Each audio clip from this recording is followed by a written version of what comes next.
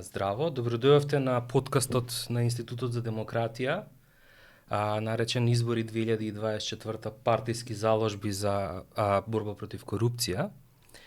Го организираме разговори со политичките партии за тоа што е тоа што го нудат на гласачите, на граѓаните во борбата против корупција, заради тоа што граѓаните сметаат дека корупцијата е најважниот проблем во општеството, потврдено веќе некое време на истражување на јавно мислење, меѓутоа многу поважно е заради тоа што всушност утврдено е дека корупцијата спречува некои клучни аспекти од општествениот развој.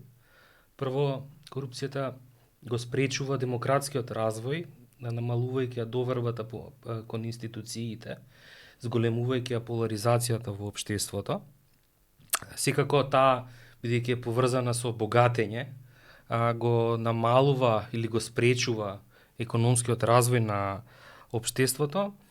Меѓутоа, исто така, лошото работење на институциите, кое што е предизвикано од корупција, ја намалува благосостојбата, па дури и безбедноста во едно општество, и токму заради тоа сакавме да знаеме што е она што партиите на овие избори во 2024 година го нудат на гласачите како антикорупцијска понуда во нивните програми. Па денеска ќе зборуваме со Марина Спирковска, член на Комисијата за правда од Социјалдемократскиот сојуз на Македонија.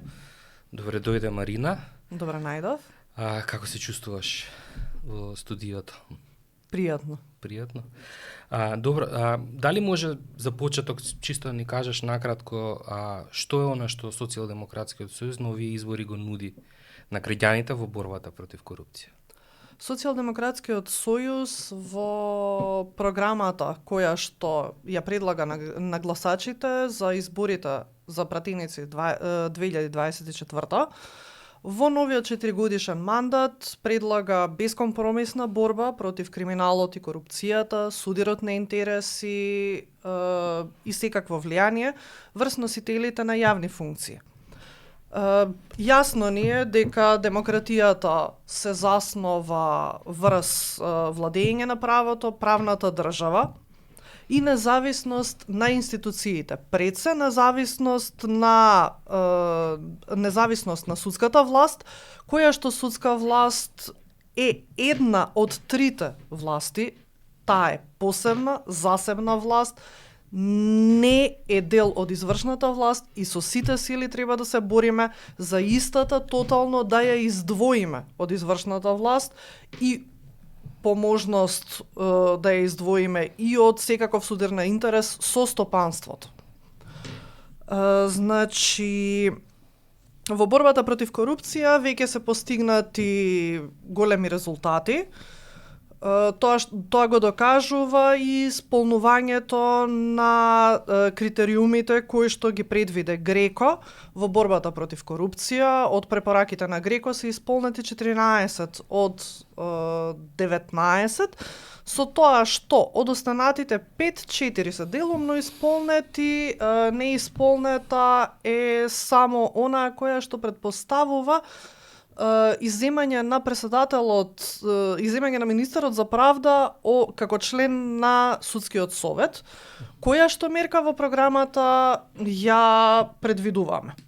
Значи, во рамки на судството, пред се, борбата против корупција ја засноваме врз фактот што предлагаме целосен ветинг и никакво откажување од ветингот на сите суди, јавни обвинители, правобранители, државни правобранители, јавни правобранители, носители на функции. Носители на функции општо или носители во правосудството? Она што се однесува на нашиот дел од работата е носители на функции во правосудниот систем, меѓутоа тој ветинг се предпоставува за носителите на функции.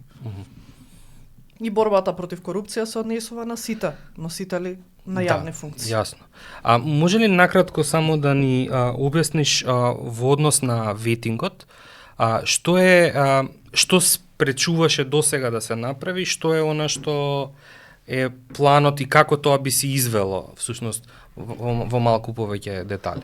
Значи видете, ветингот е комплицирана и тешка операција која што во одреден момент може да резултира и со блокирање на судството, кое што судство и онака не ни е целосно, не ни е најдобро екипирано.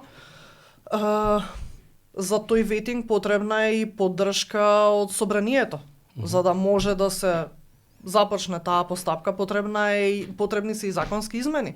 Потребна е и поддршка во собранието, а знаеме дека во целиот претходен мандат ние имавме собрание во кое што опозицијските партии ја блокираа работата.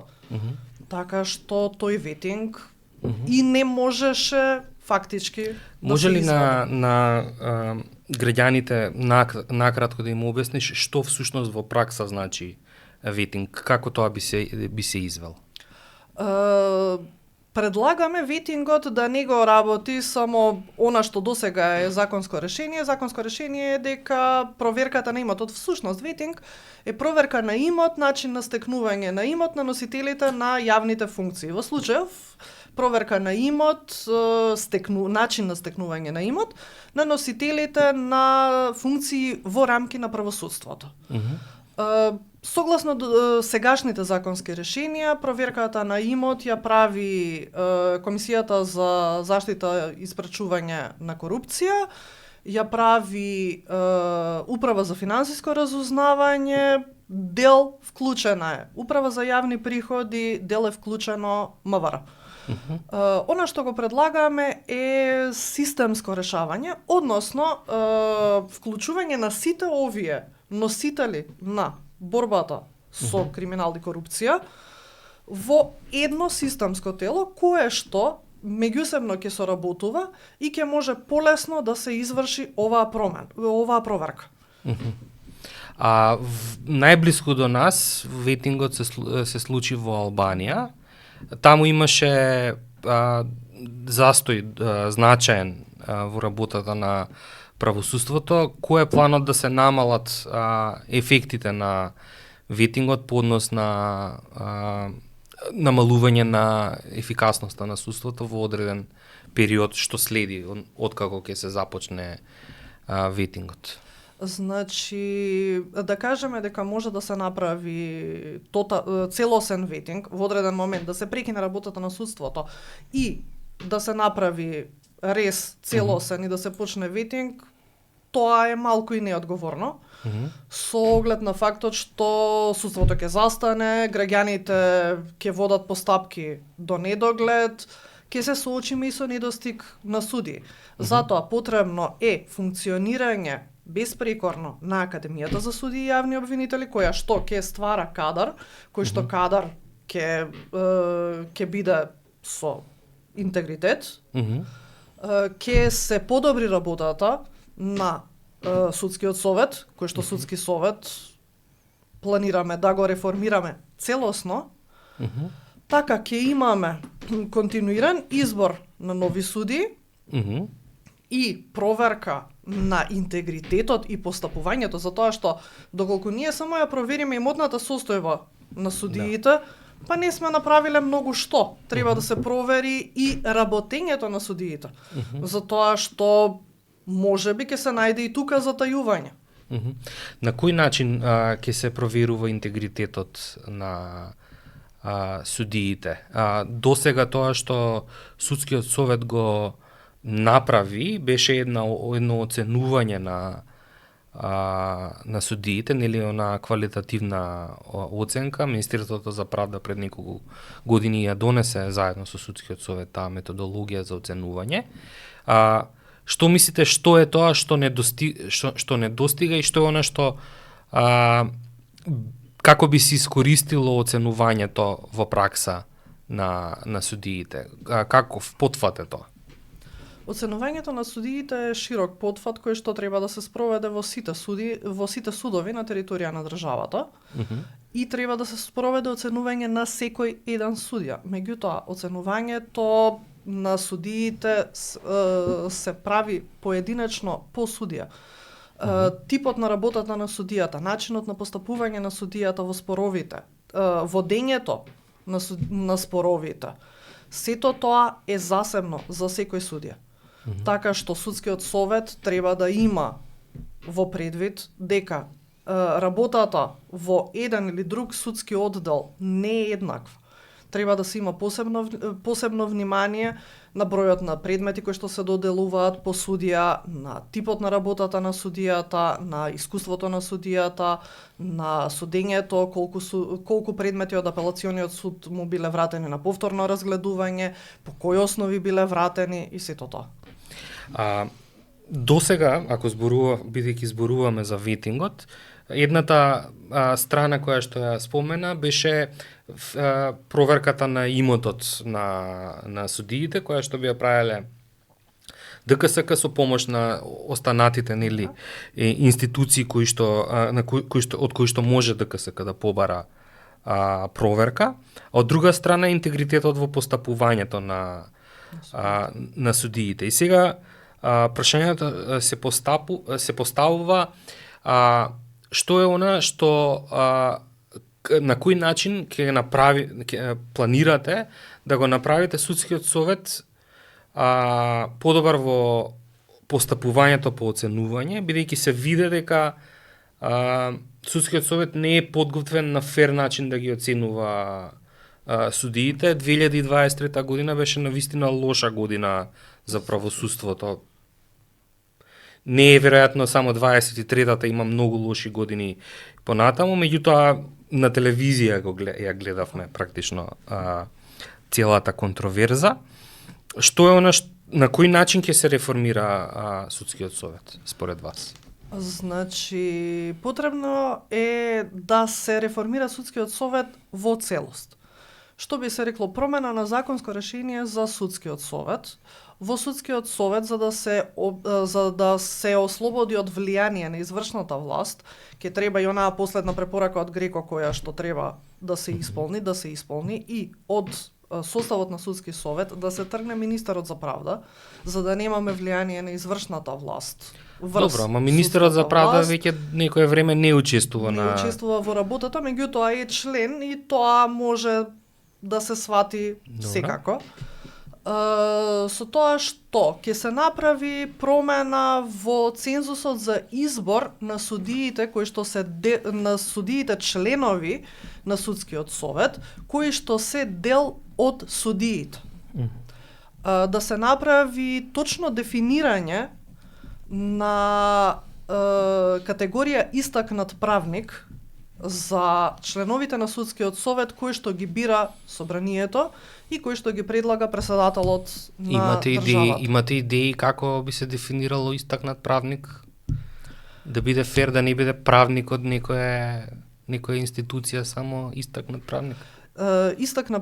Видете, значи, понатаму во реформите на судскиот совет, освен тоа што се предлага за членовите на судскиот совет кои што не се дел од судиите, кои што ги бира собранието, председателот на собранието да распишува оглас на кој што ќе се јавуваат истакнати правници, кои што истакнати правници, освен тоа што ќе треба да достават нивно CV до собранието, во кое што самите ќе кажат што е она што тие го сметаат, зошто тие сметаат дека се истакнати правници и како тие ги исполнуваат условите истакнат правник, тие ќе имаат интервју по примерот на антикорупцијската комисија пред собранието. Тие ќе имаат можност да ја изложат својата биографија, да ја изложат својата програма, како би се бореле, како би работеле во судскиот совет. Понатаму, изборот на тие членови ќе биде со гласање за секој. Значи, нема да се гласа само додека се исполни бројката колку членови се потребни, им се дава шанса на сите оние кои што се пријавени и кои што ги исполнуваат критериумите. Може би некој што е во имињата после ќе има и поголем број гласови. Добро, тоа беше логично уште од самиот старт да биде така, меѓутоа со тоа што предлагаме да се бира со квалификувано мнозинство. Со квалификувано мнозинство, добро. сега ми се поставува едно прашање повторно поврзано со правосудството. Зборува, голем фокус се даде на судскиот совет. Што е со јавните обвинители? Истиве овие реформи кои што се предлагаат во рамки на судскиот совет се предлагаат и како реформи во советот за јавни обвинители. Значи, исто се предлага јавните обвинители кои што се избираат од редот на членовите на Советот за јавни обвинители, кои што се дел од јавните обвинители, да се избираат со сериозен цензус. Оние кои што се избираат на друг начин, да се избираат врз основа на нивниот капацитет, врз основа на нивниот интегритет. Предлагаме буџетска независност и на едниот и на другиот совет, за да не би биле врзани со влијание од страна. А на правосудството и на судството независност буџетска? Предлагаме буџетска независност. Значи генерално, не само на советите, туку на на гранката на власт. Генерално на правосудната власт. За да може да биде целосно независна, да не биде само независна согласно уставот и законите, него да биде целосно независна. Добро. И сега зборуваме за избор и на судски и на совет на јавни обвинители, зборуваме за независност на двете гранки на тоест на правосудната гранка. А истовремено зборуваме и за ветинг и проверка нивна. Као што кажав, во Албанија имаше голем застој и вие ја спомнавте академијата како некој што треба да го подготви кадрот. Има ли отприлика идеја колку ќе може да се обработуваат суди и јавни обвинители за кои што ќе треба да се ветираат, да се проверуваат, и дали ќе може тоа, дали е реалистично академијата да може да го покрие тоа со кадар што ќе го произведе? Значи, видете, ветингот кој што се предлага не е ветинг што би се извел денеска. Почнуваме со ветинг и денеска ги ставаме на проверка сите суди и јавни обвинители. Тоа е постапка, која што постапка ќе оди постепено. Да, целосен ветинг, ветинг на сите суди и јавни обвинители, носители на јавни функции. Меѓутоа, не ветинг во исто време. Албанија ја направи таа грешка кога значи, стави нема да биде... стоп на системот, ајде сега правиме ветинг на сите. Системот не смее да застане. Значи, вие не предлагате амнестија па ветинг, практично како што беше во Албанија, ако не сакаш да те проверуваат, се откажуваш да бидеш судија и јавен обвинител, туку ако успеат да те фатат со ветинг, тогаш ќе те исклучат од со оглед на ветинг. системската вклученост на сите органи кои што се дел од борбата против корупција, некако не ми се верува дека нема да те фатат ако си се огрешил пред законот. Па добро, да, меѓутоа криминалците знаат да се излечат од рацете на правдата, тоа е веќе познато. Зборувавме за правосудството. Во кои други области Социјалдемократскиот сојуз дава антикорупцијски предлози? Накратко. Антикорупцијски предлози во принцип се даваат антикорупцијските предлози се однесуваат на сите носители на јавни функции. Значи, борбата против корупција ги опфаќа сите. Функционирањето не само на правосудството, него и функционирањето на државната управа, функционирањето на администрацијата, сето тоа ќе биде вклучено во борбата против корупција. Значи се предлагаат и системски решенија во делот на администрација, каде што како во судството што предлагаме дигитализација на судството, можност на граѓанинот да може сам со неколку кликови да се информира за текот на предметот, така да може и во рамки на управните постапки граѓанинот да се информира за текот на предметот, за и во управните постапки да немаме ние варијанта ставање во фиока и чување до застарување. Што беше пречка досега за дигитализација на јавните услуги. Односно, што е она што би било, што е според вас приоритет сега, бидејќи има некаков трек рекорд на проширување, веќе веројатно 15 на 20 години на јавните дигитални услуги. Што е она на кое што сега ќе се фокусира Социјалдемократскиот сојуз? Значи, одиме кон целосна дигитализација на услугите кои што ги нуди како управата, така и судството. Значи, одиме на можност граѓанинот дигитално да може да пристапи и да ги оствари своите права, како во управата, така и во судството. Можност граѓанинот да поднесува поднесоци по дигитален пат, можност да добива решенија, пресуди по дигитален пат. И можност да добива уверенија, исто така и во делот пак на правосудството, можност граѓанинот да добие уверение од кривична, прекршочна, од книгите на судовите, сите евиденции на судови, да може уверенијата да ги добие дигитално. Добро. Доаѓаме при крај на разговорот. Дали може некако да резимираш што е она што треба граѓаните да го запаметат, што е она што е најважно, што Социјалдемократскиот сојуз им го ветува на граѓаните како заложба за борба против корупција? Значи, Социјалдемократскиот сојуз во следниот 4-годишен мандат на граѓаните им ветува дека ќе се бори против корупцијата со сите сили, без престан, дека она што го ветуваме нема откажување од ветувањето за целосен ветинг, за целосна проверка, нема откажување од ветувањето за реформа во судскиот совет, нема откажување од ветувањето за независност, конечно целосна независност на правосудството и управата. Фала ти, Марина, на разговорот. Нема на што. Уште еднаш благодарам што го проследивте овој подкаст. Следуваат подкасти со останатите политички партии, да видиме што е тоа што и тие го нудат на гласачите како заложби за борба против корупција.